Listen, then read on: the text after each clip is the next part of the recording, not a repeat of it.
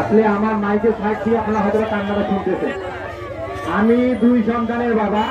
রাত্রের বেলা যদি মনে করে বিদ্যুৎ চমকায়, আকাশ খারাপ হয়ে যায়, আমার মা বাবা বারবার ফোন করে যে বাবা তুমি কোথায়, তোমার আমার কোনো ক্ষতি হয় নাকি এই আতঙ্কে।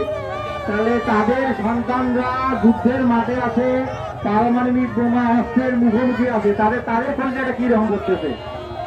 তো আমরা স্পষ্ট ভাষায়, এখানে কোনো পলিটিক্যাল স্ট্যান্ড নাই, আমরা পাটগ্রামের এই 4 যুবককে এক রিকোয়েস্ট আমাদের সংসদ সদস্য থেকে বর্তমান বাংলাদেশের যে সরকার আছে, যে ফরেন মিনিস্ট্রি আছে, তাদের মাধ্যমে বাংলাদেশে তাদেরকে ফেরত চাই এবং যারা এই চক্রান্তের সাথে জড়িত তাদেরকে সুস্পষ্ট পর্যবেক্ষণ করে।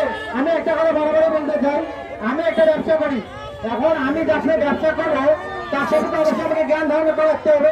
আমি আপনাদের অন্যান্য আপনার বিক্রি করেন নাই, কিন্তু আপনারা কি জানেন না রাশিয়া কি অবস্থা? আপনারা সচরাচর লোক পাঠান, কিন্তু আমাদের ভাইকে আপনারা কেন রাশিয়া পাঠালেন এই দায় আপনারা কখনো বেড়াতে পারবেন না।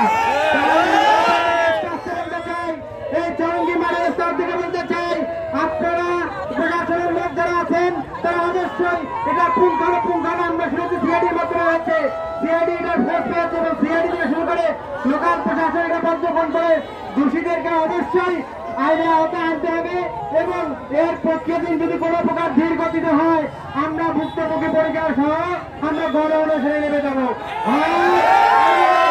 আনতে হবে না হয় তাদের ভুক্ত পরীক্ষা নিজেরাই লাশ হয়ে যাবে। এখান থেকে স্পষ্ট যাচ্ছি তাদেরকে দ্রুত ফিরিয়ে আনা হোক এবং এই চক্রান্তের সাথে সুস্থভাবে যারাই জড়িত আছে তাদেরকেই আইনের আওতায় আনা হোক। ধন্যবাদ জানাইকে আয়োজন করেছেন এবং এই আন্দোলন সফল না হওয়া পর্যন্ত আমাদের এই উদ্ধার আন্দোলন পরিচালিত হতে থাকবে ইনশাআল্লাহ। আসসালামু আলাইকুম ওয়া রাহমাতুল্লাহ।